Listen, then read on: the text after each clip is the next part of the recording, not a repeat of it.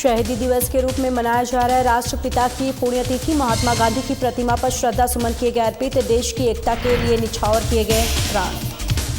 खेलो India winter games 2025 का आयोजन। Ice hockey महिला पुरुष टीम ने किया प्रतिभाग। कांस्य पदक जीतकर प्रदेश का नाम किया रोशन। बढ़ते कर्ज के बोझ को लेकर सियासत गर्म। कैबिनेट मंत्री ने पूर्व बीजेपी सरकार पर साधा निशाना। 2 साल में 30,080 करोड़ का लोन। प्रदेश के कर्ज को लेकर पार्टियों में तनातनी। बीजेपी कांग्रेस में आरोप प्रत्यारोप का सिलसिला जारी। कांग्रेस पर 30,000 करोड़ के कर्ज का आरोप। और रायसेन में डोलू नाला प्लाजा को हटाने की मांग। डीसी को विभिन्न संगठनों ने सौंपा ज्ञापन। नियमों के विरुद्ध काम करने का लगाया आरोप।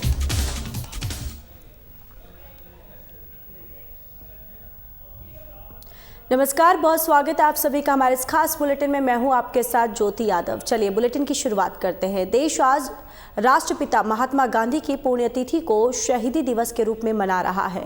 इस मौके पर प्रदेश की राजधानी शिमला में ऐतिहासिक रिज मैदान पर राष्ट्रपिता महात्मा गांधी की प्रतिमा पर कई गणमान्यों ने श्रद्धा सुमन अर्पित किए। इस मौके पर विधानसभा के अध्यक्ष कुलदीप सिंह पठानिया, कांग्रेस प्रदेश अध्यक्ष प्रतिभा सिंह, कैबिनेट मंत्री रोहित ठाकुर समेत कई गणमान्य लोग मौजूद रहे। इस दौरान महात्मा गांधी की सम्मान में 2 मिनट का मौन भी रखा गया और विधानसभा के अध्यक्ष कुलदीप सिंह पठानिया ने कहा कि आज ही के दिन राष्ट्रपिता महात्मा गांधी ने प्राण अपने त्यागे थे। राष्ट्रपिता महात्मा गांधी सत्य, निष्ठा और अहिंसा के पुजारी थे। वहीं कांग्रेस प्रदेश अध्यक्ष प्रतिभा सिंह ने कहा कि महात्मा गांधी ने देश की आज़ादी के लिए और एकता के लिए प्राण निछावर किए थे। महात्मा गांधी ने सत्य और अहिंसा के मार्ग से अपने लक्ष्य को प्राप्त करने का संदेश दिया था। आज हम इन्हें श्रद्धा के सुमन अर्पित कर रहे हैं।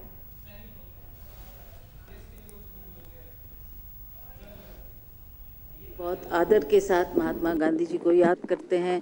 उन्होंने जो देश की आज़ादी के लिए अपने बलिदान दिया, जो उन्होंने एक लड़ाई लड़ी और सभी लोगों को ये प्रेरित किया कि हमें अहिंसा और सत्य के मार्ग पर चलकर ही अपने लक्ष्य पर पहुंचना है।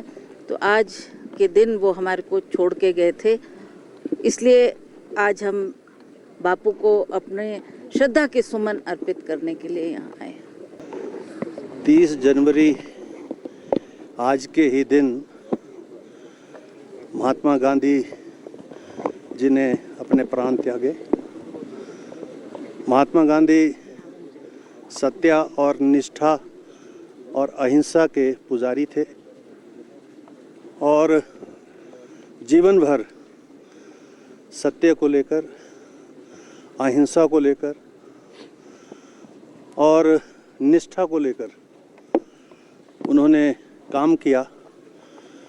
और उस समय के समाज को, क्योंकि उसमें देश तो आज़ाद नहीं था, लेकिन आज़ादी के उस दौर में देश की एकता और अखंडता को बनाए रखने के लिए एक महत्वपूर्ण योगदान दिया। हिमाचल प्रदेश में बढ़ते कर्ज के बोझ को लेकर सियासत एक बार फिर से तेज हो गई है। सुखविंदर सिंह सुक्खू सरकार के कैबिनेट मंत्री राजेश धर्माणी ने कर्ज को लेकर पूर्व बीजेपी सरकार पर निशाना साधा है। उन्होंने कहा कि प्रदेश सरकार ने बीते 2 सालों में 30,080 करोड़ का लोन लिया है। लोन का बड़ा हिस्सा पूर्व बीजेपी सरकार की बजट ऑब्लिगेशन पूरी करने और कर चुकाने में गया। साथ ही उन्होंने कहा कि बीजेपी वित्तीय स्थिति को लेकर हिमाचल को बदनाम कर रही है।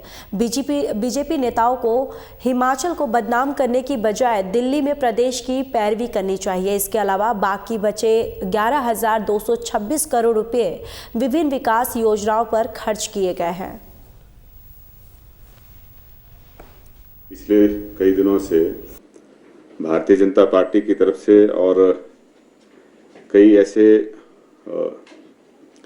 सोशल मीडिया पे अननोन लोगों ने डीबीएस कुछ पेजेस बनाए हैं, जिसके माध्यम से कुछ लोग सरकार के खिलाफ वित्तीय स्थिति को लेकर दुष्प्रचार करते हैं।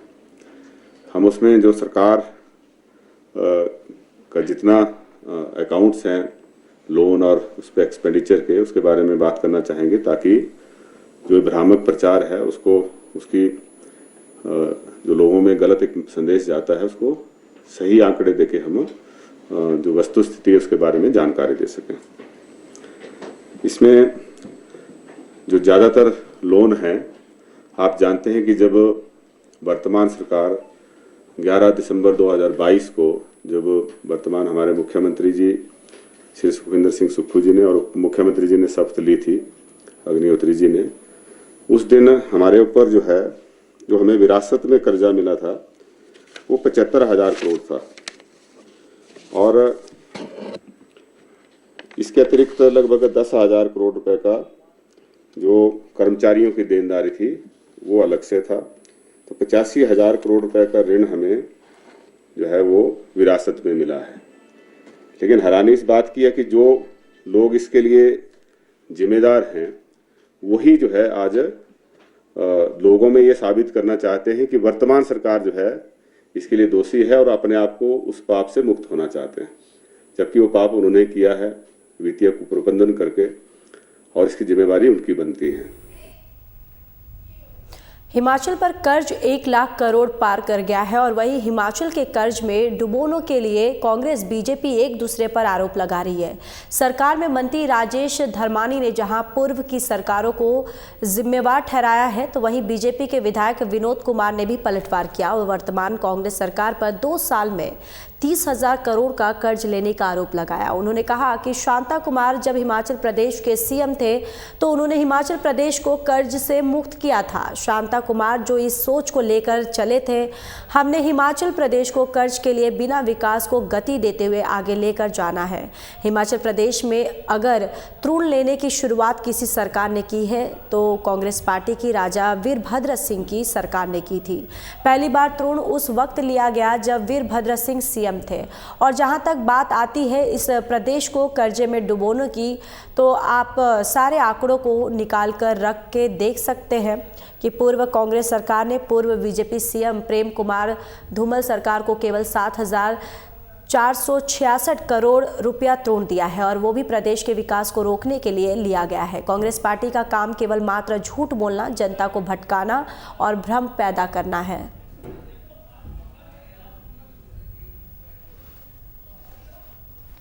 जनता को कहना चाहता हूं, आदरणीय जयराम ठाकुर जी की सरकार हिमाचल प्रदेश में थी। हमारी सरकार ने कहा हम 125 यूनिट बिजली फ्री देंगे।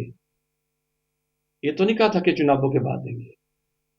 हमने चुनावों से बहुत पहले उस बिजली को देना शुरू किया जिसका लाभ प्रदेश की जनता को मिला। आपने कहा कि हम 300 यूनिट बिजली फ्री देंगे, चुनावों के बाद देंगे। लेकिन चुनावों के बाद 2 साल हो गए, लेकिन वो बिजली तो नहीं मिली।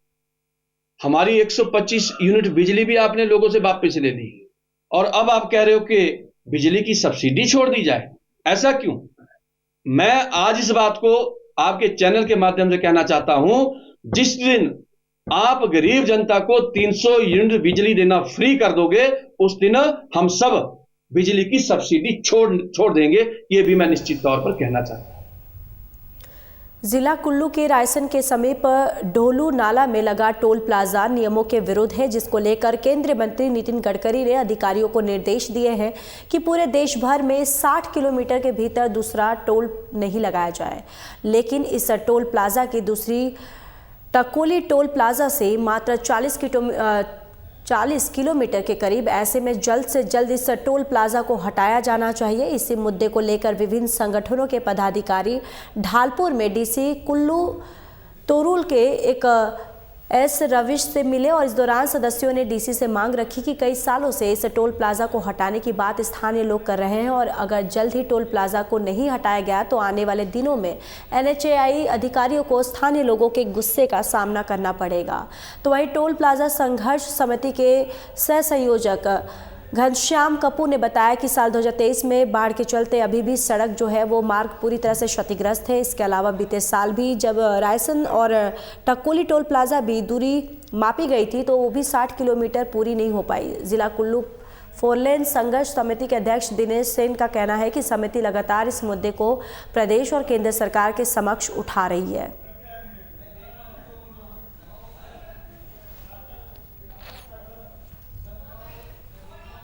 लोकसभा में बयान दिया था कि 60 किलोमीटर के अंदर नहीं लगाया जा सकता, जबकि ये यहाँ से जो टकोली में टोल प्लाजा जो चालू हो चुका है तो वो तो 40 किलोमीटर भी नहीं बनता।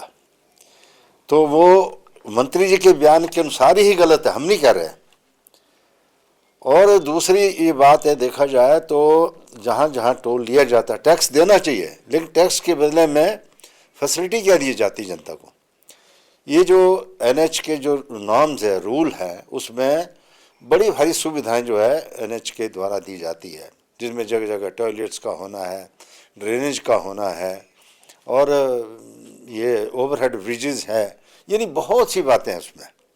तो ये तो एक भी चीज़ को फुलफिल नहीं करता। बेसिकली ये रोड जो बनाया गया है, पुराना रोड था कुल्लू से लेकर मनाली तक, उसमें सिर्फ लिपापोती हुई है, जिसका उदाहरण है अभी पिछले साल जो थोड़ा सा फ्लड आया, उसमें जगह जगह जो डैमेज हुई, और उसको जो रेस्टोर किया जा रहा है वो भी बिल्कुल जो है वो मिट्टी भरी जा रही है वहाँ। तो हमारी मांग थी कि ये रिमूवल होनी चाहिए, तो आप इसको दोबारा शुरू ना करें। इन द मीन टाइम जो हमारे माननीय मुख्यमंत्री हैं श्री सुक्खू जी, उनका मनाली दौरा था विंटर कार्निवल में। वहाँ पर जो हमारे मनाली विधानसभा के माननीय विधायक है श्री भुवनेश्वर गौड़ जी, उनकी अगुवाई में एक प्रतिनिधि मंडल जो है टोल प्लाजा संघर्ष समिति का, वो माननीय मुख्यमंत्री जी से मिला और इस स्थिति से हमने अवगत करवाया उनको कि जो ये टोल प्लाजा है ये अनजस्टिफाइड है, और वैसे 60 किलोमीटर का जो डिस्टेंस है उसमें वो भी फुलफिल नहीं करता है। ऊपर से रोड जो है वो कुल्लू से मनाली का रोड जो है 2023 के फ्लड में सारा ख़राब हुआ था, तो वो रिस्टोर हुआ नहीं है और ये टोल वसूली करने की तैयारी कर रहे हैं। तो माननीय मुख्यमंत्री जी ने ज़िला प्रशासन को आदेश दिया है कि ये आप देखें, और उन्होंने ये पर्सनली कहा कि मैंने भी ये रोड देखा, ये ठीक है नहीं, मेरी जो रिपोर्ट बनाएंगे उसमें मेरा भी आप दर्ज करें कि ये रोड ठीक नहीं है और आप इसे शुरू ना करें। विधानसभा उपाध्यक्ष विनय कुमार ने संगदा खंड में 47 लाख रुपए से निर्मित पंचायत भवन और 24 लाख रुपए से बने राजकीय प्रारंभिक पाठशाला के भवन का लोकार्पण किया।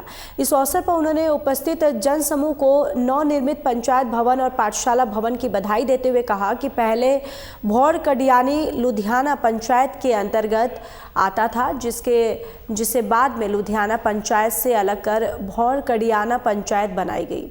पहले इस पंचायत के पास अपना पंचायत भवन न होने पर उन्हें अपने कार्य करवाने के लिए काफ़ी परेशानियां आती थी, लेकिन अब उन्हें अपने कार्य करवाने में सुविधा होगी। उन्होंने कहा कि इस भवन के बनने से अब स्कूल को 4 कमरों, किचन और शौचालय की सुविधा जो है वो प्राप्त होगी और बच्चों को भी बैठने की सुविधा जो है उपलब्ध होगी और इस स्कूल के बच्चे अच्छी शिक्षा ग्रहण कर सकेंगे। तो वहीं विधानसभा उपाध्यक्ष ने रिकॉर्ड समय पर दिन रात काम कर स्कूल भवन का निर्माण कराया और पूरा करने वाले मिस्त्रियों और मजदूरों को स्मृति चिन्ह भेंट कर सम्मानित किया गया है। 71 लाख के पंचायत भवन का उद्घाटन विधानसभा उपाध्यक्ष ने किया है और उद्घाटन मिस्त्रियों मजदूरों को स्मृति चिन्ह भेंट किया गया।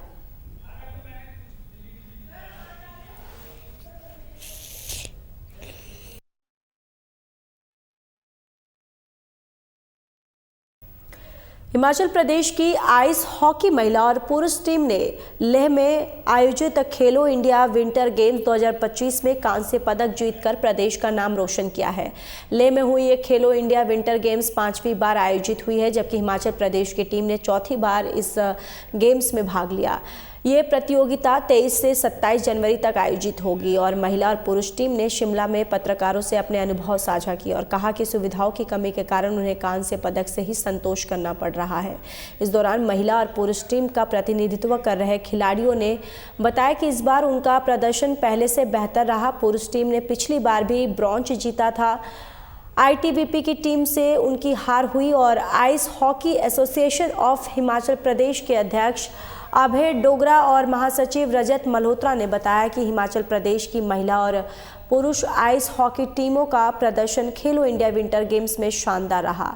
आने वाले दिनों में नेशनल गेम्स आइस हॉकी का शेड्यूल भी जारी होने वाला है और ये गेम्स देहरादून में होगी और उम्मीद है कि हिमाचल की टीम इन्हें गेम्स में अच्छा प्रदर्शन पदक हासिल करेगी।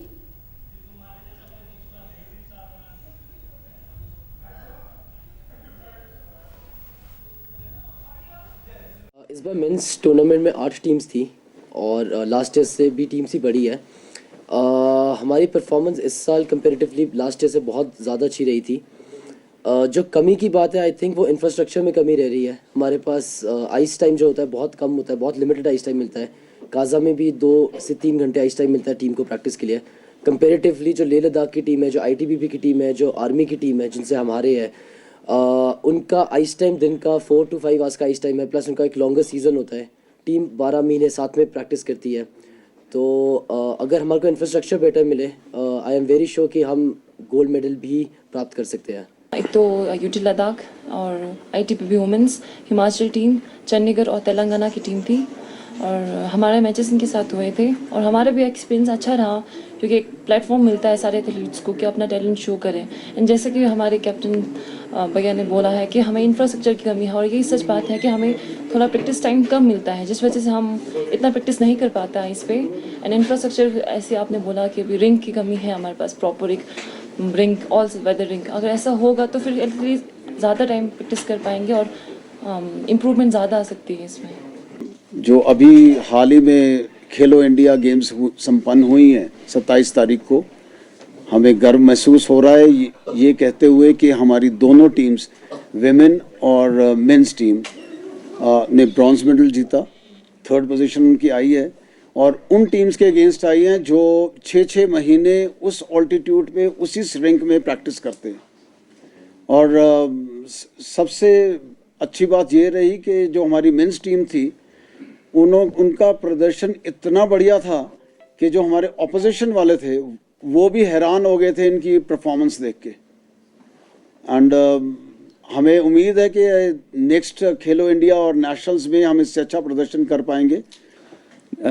ये 5th खेलो इंडिया विंटर गेम्स थी जो लेह में अभी संपन्न हुई हैं और 4th टाइम हमारी टीम ने, हिमाचल की टीम ने पार्टिसिपेट किया है। लास्ट ईयर भी हमारा ब्रोंज मेडल आया था और इस साल भी हमारा ब्रोंज मेडल आया, लेकिन परफॉर्मेंस अगर देखी जाए तो इस बार हमारी परफॉर्मेंस फार बेटर थी। और इवन विमेंस टीम में इस बार एक नई टीम चंडीगढ़ की आई थी जो कि बहुत अच्छे प्लेयर्स हैं, लेकिन हमने बहुत अच्छी गेम उनके अगेंस्ट भी खेली और वी वॉन द मैच और अल्टीमेटली हमारा दोनों टीम्स का ब्रोंज मेडल आया है। फिलहाल इस बुलेटिन में इतना ही। बाकी देश और दुनिया की तमाम बड़ी खबरों के लिए जुड़े रहिए हमारे साथ। नमस्कार।